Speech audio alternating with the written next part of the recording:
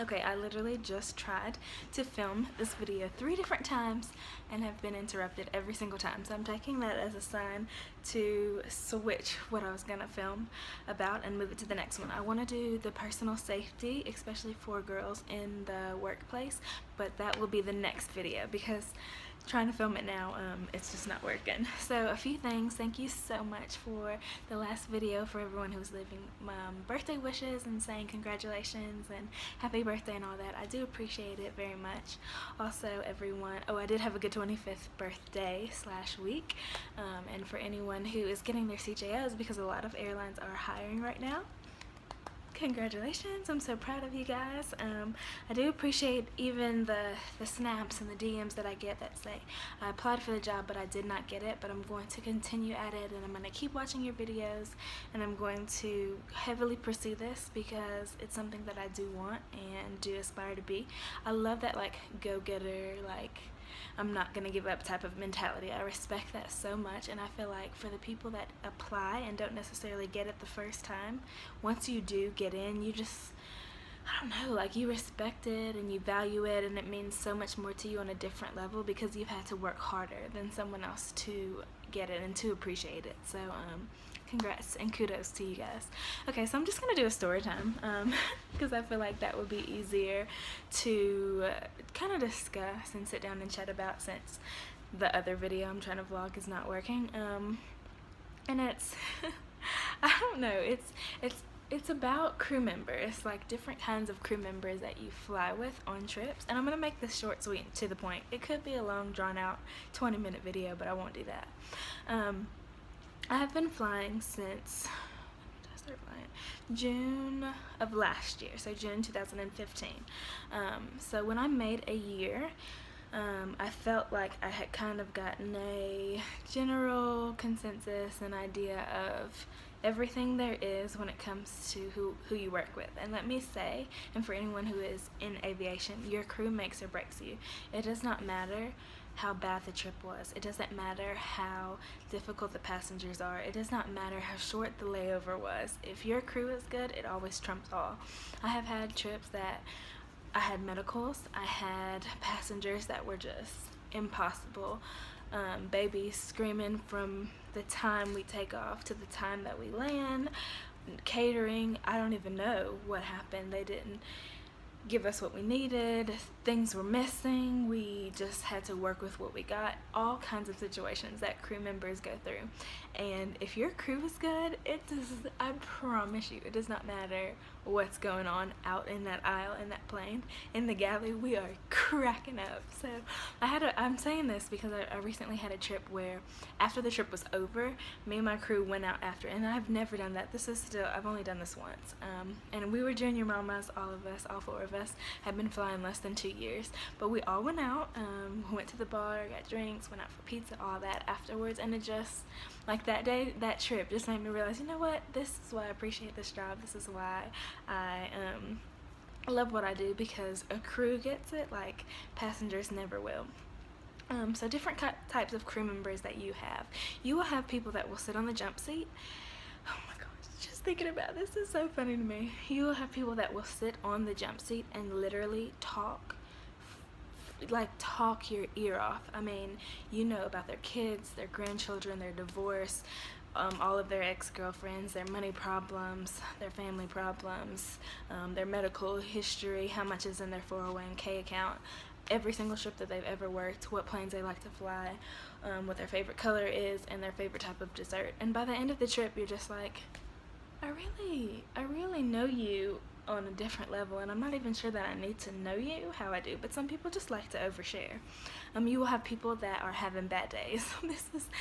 I don't actually mind this, but it's just kind of hit or miss. Like, I've flown with people going through divorces. I've flown with people whose kids were not doing well in school, were acting up, who were, oh gosh, just having like relationship problems, family problems, money problems, and sometimes they will be in that overshare category, and then sometimes they will be like standoffish, bitter attitude, and I don't really mind it so much crew to crew, but I have a problem with it whenever it's affecting the passengers. Like if a passenger is coming to me telling me that other flight attendant said da da da da, I'm kind of like, okay, now, you know, don't do this. Like, okay, maybe we need to sidebar and talk about this, whatever.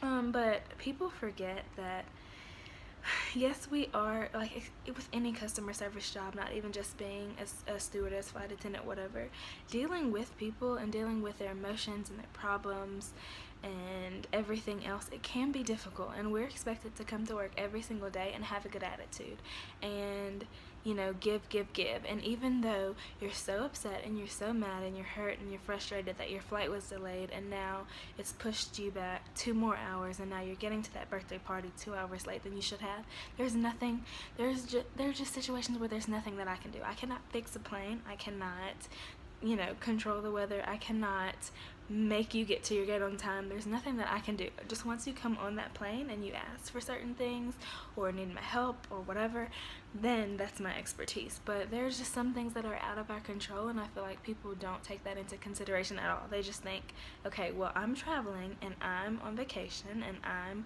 going point A, B, C, and you need to fix this. And I get that because traveling can be so stressful, but at the same time, they don't understand that that's out of our control to fix. So as a crew, we're hearing, oh my gosh, the flight's delayed. We've been sitting on the tarmac for 2 hours. We know every single person on here has a connection. We are about to have to go out there, and sometimes it can be really overwhelming. If everyone is flying into Atlanta and has connections, and we know the flight's delayed and everybody on there is worried about our connections, or if they're gonna have to get a hotel, or if they're on the last flight out, we're just like, be prepared to go to war. Like, we're about to go through the ringer once we get out there. But if your crew can function and has good personalities, anything that goes on out there is fine. I have flown with crews that are like super like, oh, chill, like nothing matters, and that's my personal favorite. And I do find with junior crews, it's not that nothing matters, it's just like super like, if you want it, fine. If I can give it to you, if I can help you, fine. Like, some people will be stingy with certain things on flights, and I don't understand that mentality, because it's like, if we're given 50 pretzels, I didn't buy a single one of those pretzels. If somebody asked me for 4 of them, fine. You know, as long as everyone is like not sharing, but everyone gets certain things, it doesn't matter what excess is given to me. I have no problem with giving whatever I have to get, because it's not mine. I don't feel any like ownership on it. But some people will be like stingy with certain things to the point of where I'm just like, well, it just doesn't matter, like, whatever. And then some people are like very, very, very over the top by the books, and I will not go into detail on this. Once you get on the line, you will see what I mean. But I'm super nonchalant. Ever since I've been flying, I have been that way. And I've talked to my manager about certain things, because as I am and as compliant as I try to be, there are some things that I like question, because we're always changing stuff that we do on flight. So I'm always like, is this okay? Can I be doing this? Because there are some things that I've done on flights and not known better. But yeah, I'm a very like super chill. Like, if you have me on your crew, you don't have to worry about me. Like, I will leave you alone if you want to be left alone. I will talk to you if you want to talk. Like, it's fine. But you will have young, old, and that's another thing. People forget, from anywhere I've worked, let me see, I'm trying to think of the oldest age. I've worked with a crew member anywhere from the age of 21 to 68. 68, I believe, is the old, well, she volunteered her age, and all in between, maybe even older, I don't know. But people think, oh, flight attendants fit this like certain, no, young, old, every ethnicity, every body type. Please, please, please, this is one thing that does bother me, that I have been getting asked more. Don't feel like there's a certain weight limit or size, or my skin is not clear enough, or, you know, I'm gay, I'm straight, I'm this religion, that's not, I mean, I say this from my aspect and for the airline that I fly for, and this has never been a problem with discrimination or anything. But as far as international carriers, because a lot of people do say that they're a lot stricter on the type of crews that they hire, but I don't know, and I can only tell you guys from one aspect, but don't let like a certain stigma or a certain stereotype stop you from applying for this job, because I've literally worked with every type of person, every body size, every, you name it, I've worked with people, and we all get along so great and we all mesh so well. And I think because this is such a global industry and we go so many different places, it works. Like, you have to have somebody from all different types of backgrounds, all different types of language, everything for this type of industry to function properly. But do not let that stop you. But yeah, I've had crew members on the carts that were super slow, and I like to be fast on the service. Like, anytime we're doing the beverage service, some people are like, oh, it doesn't matter if we go slow because, you know, we've got 5 hours, I was about to say 5 hours on this flight, there's no need to rush through it. But I like to go fast so then I can sit and like take care of anyone's questions and like go back and clean up the galley or whatever and then chill. Like, I don't like to be in the aisle for 3 hours going slow, taking my time, because then people are coming up and down the aisles, they're getting things out of the overhead bins, they're going to the bathrooms. Like, I like to just get the carts out of the way. So me, I'm very like, and I've flown with people that are like, oh my gosh, you're brushing me, like, dang girl. But I always try to be nice about it, but I'm like very like, come on. The thing about it is, I used to be really slow, and it all just comes with time. There's no like really tricks when it comes to being faster during the service, and you'll see once you get out there how it works.